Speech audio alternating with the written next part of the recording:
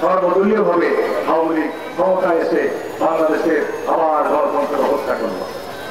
আবার গণতন্ত্রের হত্যা করে 2008 সালে আপনারা ফখরুদ্দিন মহিউদ্দিন এই তাদের ষড়যন্ত্রের আন্তর্জাতিক চক্রান্তের মধ্য দিয়ে শেখ হাসিনাকে ক্ষমতায় বসিয়ে দেওয়া হলো। 15 বছর শেখ হাসিনা বাংলাদেশের ক্ষমতায় অধিষ্ঠিত থেকে বাংলাদেশের সাংবিধানিক প্রতিষ্ঠানগুলিকে ধ্বংস করলো, নির্বাচনী ব্যবস্থাকে ধ্বংস করলো, বাংলাদেশে গুম বিচারপতি হত্যাকাণ্ডের সংস্কৃতি ভয়াবহ রূপ ধারণ করলো। বাংলাদেশের বিরোধী রাজনৈতিক নেতা কর্মীদেরকে লক্ষ লক্ষ মিথ্যা মামলা দিয়ে বাড়ি ছাড়া করে তাদেরকে ভয়ানক একটা অবস্থা দেশে তৈরি করলো। যে কারণে দেখেন তার পিতা যখন 1975 সালের 15 আগস্ট মারা যায় তখন বলেছে ফেরাউনের পতন হয়েছে। আবার শেখ হাসিনা যখন গত 5ই আগস্ট 24 সালে পালিয়ে গেল তখন বললো রেডি ফেরাউনের পতন। কি বিল বাপরে কি বাবু বাংলাদেশে একজনের শাসন কায়েম করেছে, বাবু বাংলাদেশে গণহত্যা চালিয়েছে, তার বেটিও বাংলাদেশে গণতন্ত্র হত্যা করছে, একজনের শাসন কায়েম করেছে, ভোটের নামে প্রহসন করেছে এবং এদেশে গুম বিচারপতি হত্যাকাণ্ড করে বাংলাদেশের রাষ্ট্র কাঠামোগুলোকে ধ্বংস করেছে। এই দীর্ঘ 15 বছর শেখ হাসিনার বিরুদ্ধে আমরা লড়াই করেছি। শেখ হাসিনা বাংলাদেশের আন্দোলন সংগ্রামের মানুষকে নামাতে পারে নাই, শিশু থেকে নারী থেকে কেউ মুক্তি পায় নাই। বন্ধুরা আমার, 5ই আগস্ট শেখ হাসিনা পালিয়ে গেল। 5ই আগস্ট শেখ হাসিনার সাথে সাথে আওয়ামী লীগের 300 এমপি পালিয়ে গেল, মহিলা এমপিরাও পালিয়ে গেল, আওয়ামী লীগের মন্ত্রীরাও পালিয়ে গেল। আজকে আপনার বাংলাদেশে এই আগামী অন্তর্বর্তী সরকারের অধীনে একটা আবার সুস্থ নির্বাচন জাতীয় আমি আগ্রহে অপেক্ষা করছি। এটা অধীর আগ্রহে অপেক্ষা করছে যত দ্রুত সম্ভব। আজকে বাংলাদেশে যে অস্থিরতা বিরাজ করছে তো একটি কথা না বললেই নয়। আমি গতকালও হতবাক হয়েছি, তারাই কাজ করেছে। আইন হাতে তুলে নেওয়ার যে প্রবণতা ভয়াবহ রূপ ধারণ করেছে, যে মবের সৃষ্টি করে এই রাজবাড়িতে দেখলাম বাজার থেকে লাশ উত্তোলন করে আগুন দিয়ে পুড়িয়ে দেওয়া হবে। কত বড় অমানবিক, কত বড় অন্যায়।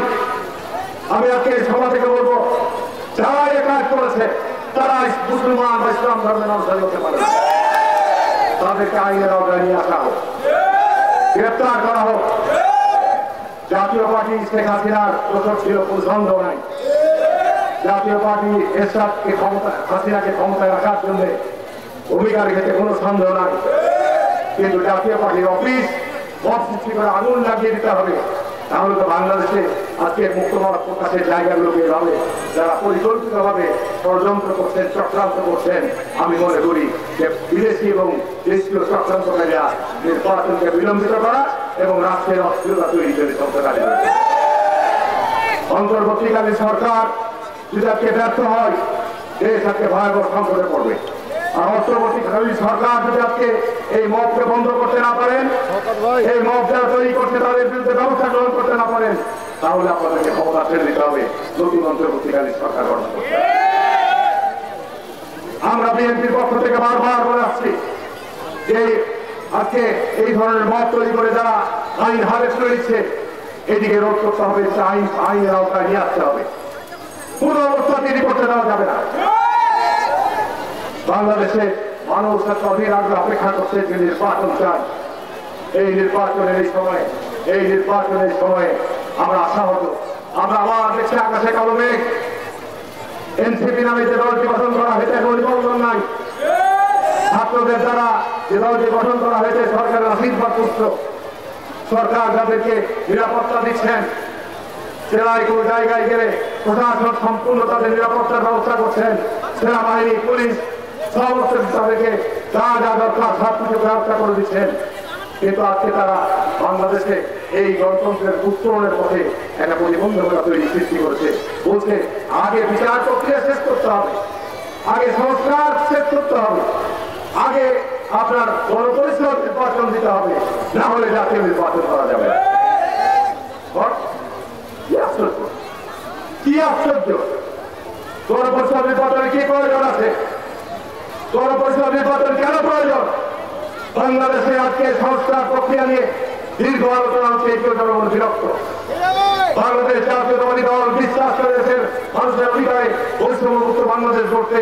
বাংলাদেশ জাতীয়তাবাদী দল সংস্কারে বিশ্বাস করে, যে কারণে আমরা চাই ডক্টর অবাধ সুষ্ঠু নিরপেক্ষ নির্বাচন আমরা সবাইকে নিয়ে দেশকে করতে চাই।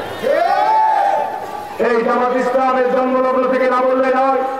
জামাত ইসলামের জন্ম 1941 সালে পাকিস্তানে মওদুদ সাহেবের নেতৃত্বে। বাংলাদেশের পাকিস্তান সৃষ্টির 1948 সময় পাকিস্তান সৃষ্টির বিরোধিতা করেছিল জামাত।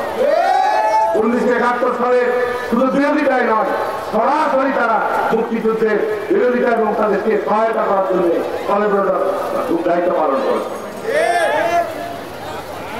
আজকে এই সময় তারা হঠাৎ করে পিআর পদ্ধতি না হলে নাকি নির্বাচন সুস্থ হবে না।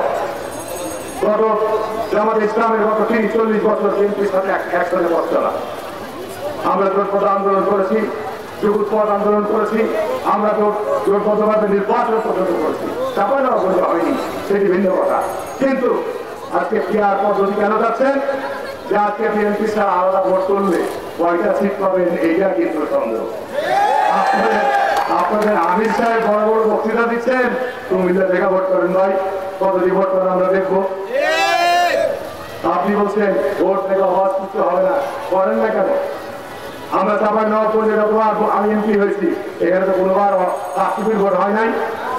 রাষ্ট্রপতি 2018 সালে যে আওয়ামী লীগের অধীনে নির্বাচন হয়েছে, সেই নির্বাচনে আমি নির্বাচিত হয়েছিলাম। ওই নির্বাচনে আপনার বুলবুল অংশগ্রহণ করেছিল। এখন বলেন আমি নাকি জামাত ইসলাম, আমি নাকি দামি এমপি, আমাকে নাকি সরকার জিতিয়েছে। আচ্ছা ভাই, এটা কি সত্য কথা? জামাত ইসলাম সত্যিকার অর্থেই তারা গুজব এবং অপপ্রচারে বিশ্বাসী, এবং আল্লাহ পাক কোরআনের মধ্যে বলছে যারা গুজব এবং অপপ্রচারে জড়িত থাকবে এদের স্থান জাহান্নাম। আল্লাহ পাক কোরআনের মধ্যে বলছে কোন দুনিয়াবি স্বার্থে ইসলাম, কোরআন এবং হাদিসকে ব্যবহার করবে না, যারা কাজ করবে তারা জাহান্নাম। এখন জামাত ইসলাম যদি এই দুনিয়াবি স্বার্থের জন্য একটা ভোটের জন্য তারা বাড়ি বাড়ি যা বলে জামাত ইসলামকে ভোট দিলে জান্নাত পাবেন, এটা কি বলা ঠিক? এগুলো আজকে এই সামাজিক যোগাযোগ মাধ্যমে আপনার জামাত ইসলাম বলছে যে আপনারা আল্লাহর অর্থে জামাত ইসলামকে ভোট দেন, আপনাদের জান্নাত নিশ্চিত করুন। ইসলামী আন্দোলনের নেতা উনি বলছেন যে আপনারা হাত পাখায় ভোট দেন, এই ভোটটা যাবে আল্লাহর উপরে। খুব আলহামদুলিল্লাহ, অর্থাৎ এই সমস্ত কথা বলে আর ইসলামকে মানুষের কাছে বিতর্ক তৈরি করে। বন্ধুরা আমার, আমি এখন বক্তব্যের শেষ পর্যায়ে আসতে চাই। আমাকে আপনারা গত 96 সাল থেকে ব্যাপক ভোটে নির্বাচন করেছেন। আমি যতবার নির্বাচন করেছি, আমাকে ততবার আপনারা নির্বাচন করেছেন। আমি নির্বাচন করেছি এলাকার মানুষের কল্যাণের জন্য, উন্নয়নের জন্য।